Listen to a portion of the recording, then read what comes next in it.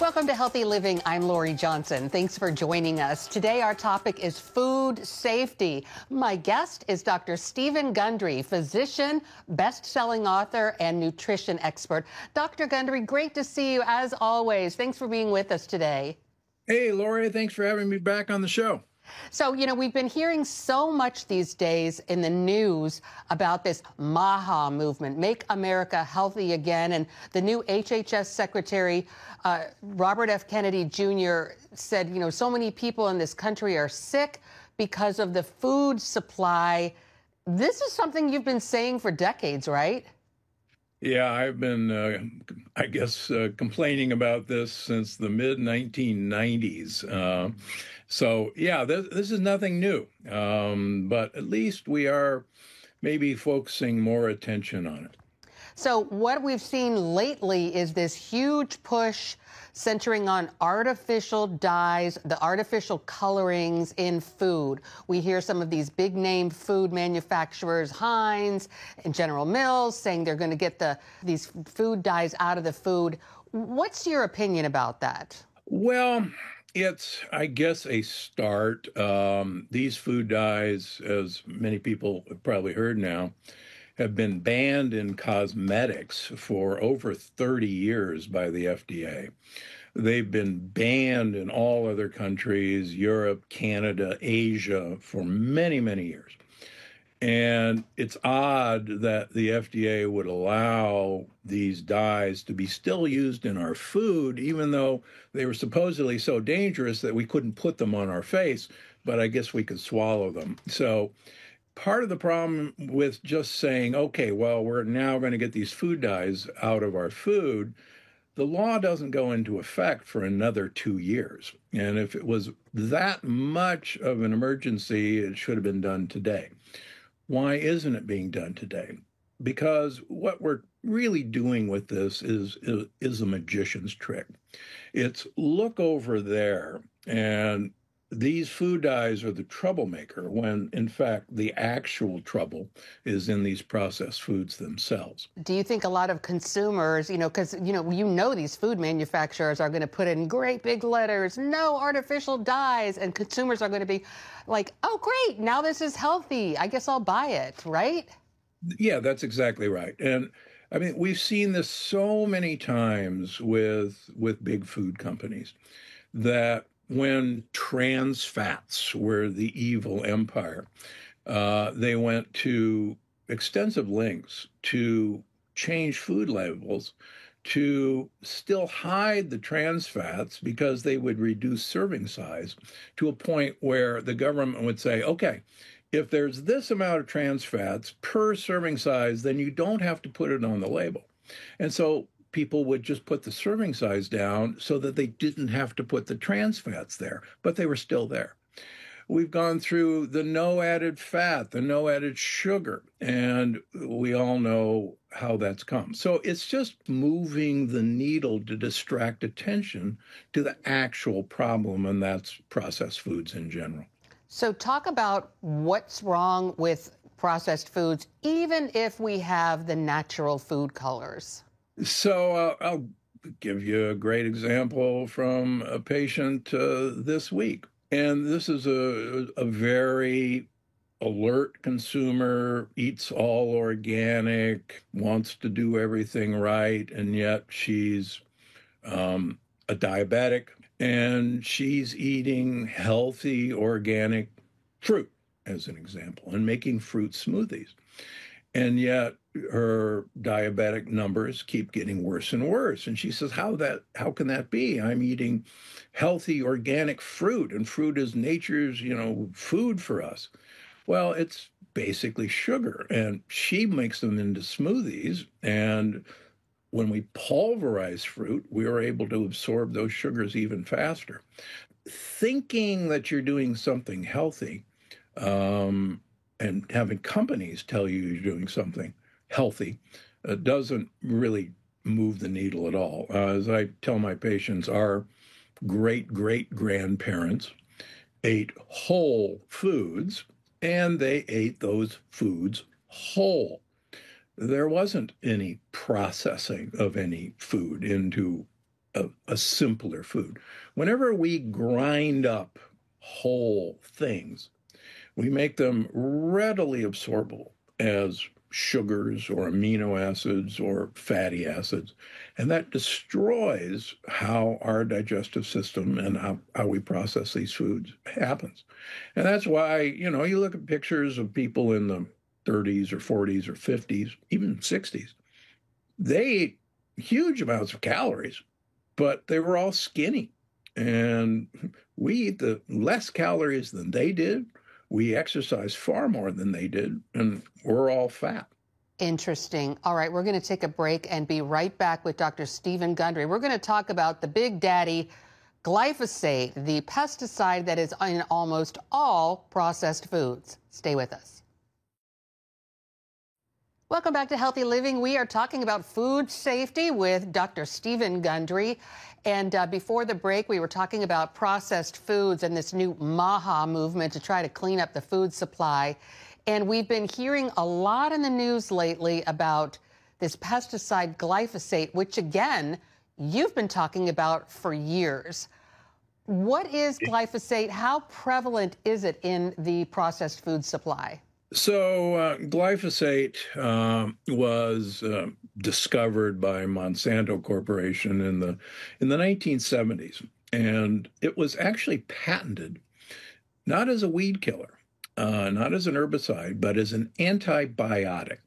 Monsanto discovered, almost by accident, that it was a spectacular weed killer, but they could genetically engineer originally soybeans and then other crops like corn to be resistant to the action of glyphosate as a plant herbicide and still grow. So the miracle of miracles was that you could kill all the weeds in corn or a soybean patch, but the corn or the soybeans would be great. And that's where GMO foods came from. So for years, we worried about genetically modified organisms, GMOs, because, among other things, they were sprayed with glyphosate. Now, fast forward, it turns out that big industrial agriculture has to harvest a field, not by waiting for that crop to dry and die, because it's much more efficient to harvest a field that's dead than live because of the water weight. So they found out that they could spray normal crops with glyphosate and kill it so that they can have their giant combines, their harvesters, on a field on a particular date. And so almost all of our conventional crops in the United States, almost all of our grains, soybeans, are sprayed with glyphosate to kill them. Now, nobody washes the glyphosate off. What happens to that? Well, the FDA was convinced by Monsanto that it's harmless to humans because human cells use a pathway to grow and divide that doesn't use what plants use. And the plants use a pathway called the shikimate pathway. And I love that word, shikimate pathway. And so because we don't use it, glyphosate's safe. Well, what they didn't bother to tell anybody is that bacteria use the shikimate pathway. So we now feed glyphosate-laden grains to our animals, and they accumulate glyphosate in their flesh, the chickens, the beef, the pork.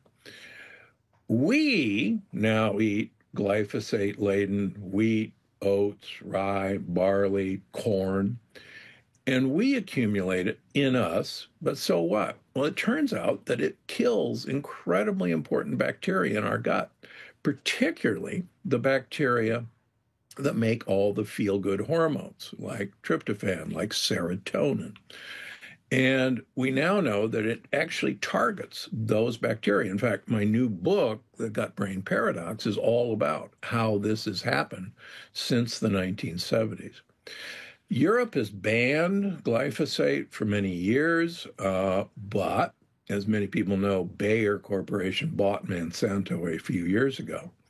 And now Bayer is a major contributor to the EU Parliament. And there's a worry that the European Union will soon be convinced to use glyphosate in those foods. Let me give you a great example. About 80% of my practice is in people with autoimmune diseases, leaky gut.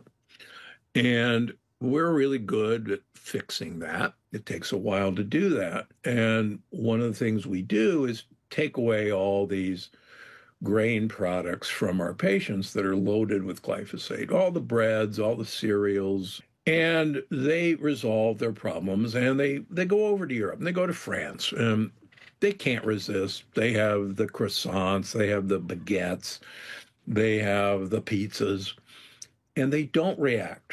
They eat just fine. They don't bloat up and they go, oh, Dr. Gundry's cured me. I can have all these things again. And they come back here to the United States and they begin to eat our breads, our pizzas, our cereals, even sourdough, even organic.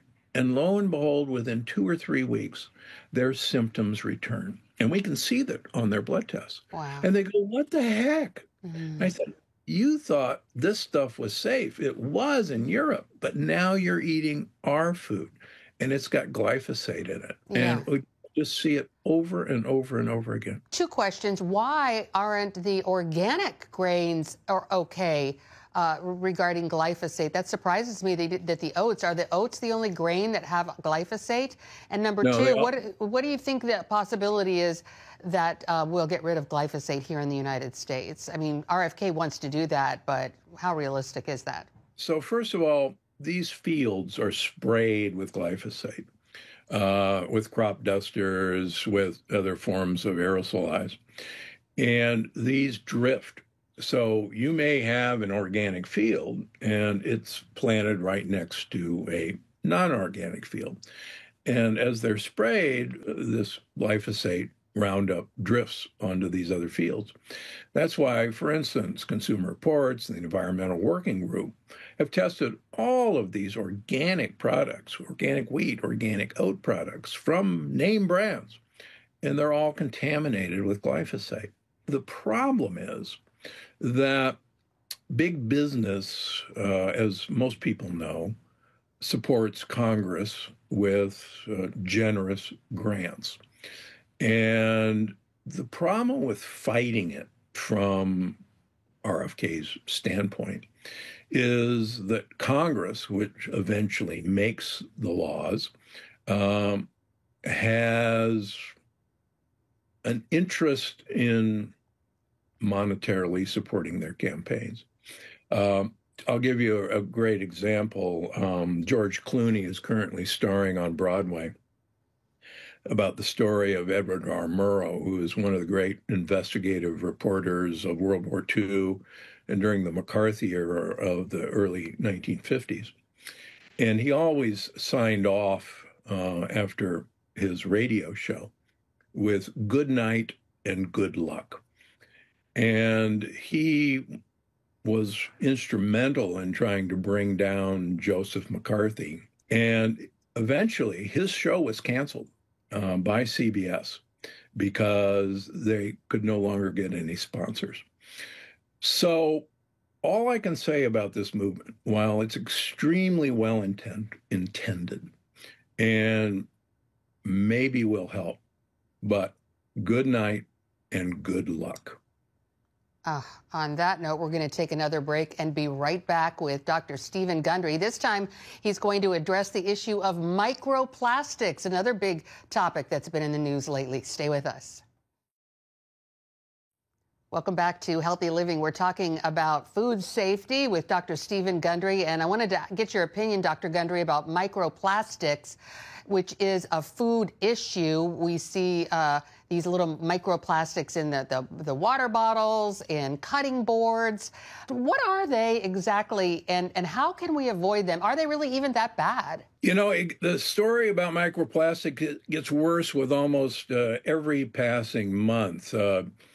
As a heart surgeon, I can tell you the literature now in people with plaques in their coronary arteries, with plaques in their carotid arteries, that the more microplastics that we see in these plaques that we take out of carotid arteries, the more predictable it is that you're going to have bigger and bigger plaques in your carotid arteries, blockages, just from these microplastics, because these are actually foreign material.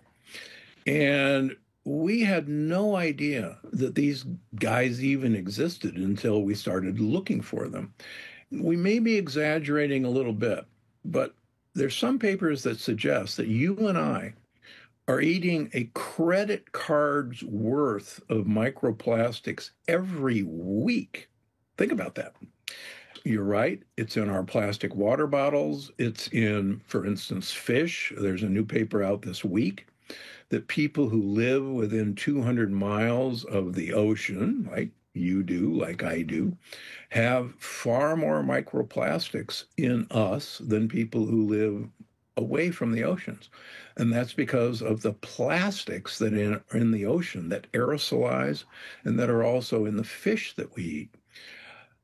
The other really scary thing that I've actually done some podcasts about is that microplastics actually affect our microbiome, the gut bugs that live inside of us that really keep us healthy.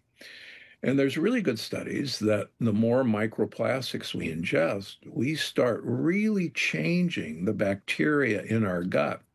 And we prevent the bacteria in our gut from making really important compounds. One of them, believe it or not, is hydrogen gas. And because of this, I recently introduced a product called Ultimate H2, which is a little tablet that makes hydrogen gas, hydrogen water, and you drink it. And it produces hydrogen gas, which we need for our functioning. So, and it's that bad that I had to make a product because of microplastics. So it's a real big deal. So what can you do? You're still going to buy things in plastic bags, but please take it out of the plastic bag and put it in a glass container. It's okay if it's got a plastic top to it, but you don't want that in contact. Don't freeze things in plastic. Put them in glass. Please, please try to buy water in glass containers. You'll be much better off. Anything with an acid level, like a soda, even olive oil, it'll leach plastic out of the plastic containers. Buying even fizzy water, buy them in glass, not in plastic. Same thing in the home. Please throw out your plastic cutting boards. You are just literally littering your food with microplastics. Use a wood cutting board. You're much safer with a wood or a ceramic cutting board. Please ditch your no-stick cookware. Use a ceramic pan. You'll be much safer. Those are simple things you can do every day to really limit the amount of microplastics that we're exposed to. This is great information. We're going to take another break and be right back with Dr. Stephen Gundry talking about how to improve our health by improving what we eat. Stay with us. Welcome back to Healthy Living. We're talking with Dr. Stephen Gundry about our food supply. And Dr. Gundry, boy, you gave us some wonderful tips, very practical tips about how to minimize our exposure to microplastics. And then also when we were talking before about glyphosate, can you give us some other tips about what we should be eating to try to avoid glyphosate? Well, unfortunately, we have to realize that almost all of our grain-based products in the United States are contaminated with glyphosate. So that means most of our cereals, most of our breads, most of our energy bars, most of our convenience foods are contaminated with glyphosate. And so it's a double whammy. Number one, these convenience foods really break down into sugar in most of us very, very rapidly. And I've written books about this, the energy paradox, for example. Not good. So the more we can stay away from these convenience foods, they're an inconvenient truth that convenience foods are the exact opposite. They're making us sicker. And part of the reason is most of these foods have glyphosate. On the other hand, the more you try to go to your farmers markets, find out where they're growing their food, find out if it's as local as possible, and even go to the extreme. For instance, ask your farmer, what do you feed your chickens if you're buying the eggs? Because so many farmers have to feed their animals grain products, which have been unfortunately contaminated with glyphosate. And we see this, we can measure glyphosate in our patients, and it's actually scary. Some of my best patients still are contaminated with glyphosate. So do the best you can with what you got wherever you are. Well, unfortunately, we are out of time, and we could go on and on. You never stop giving us incredible information. Tell our viewers where they can find out more about you.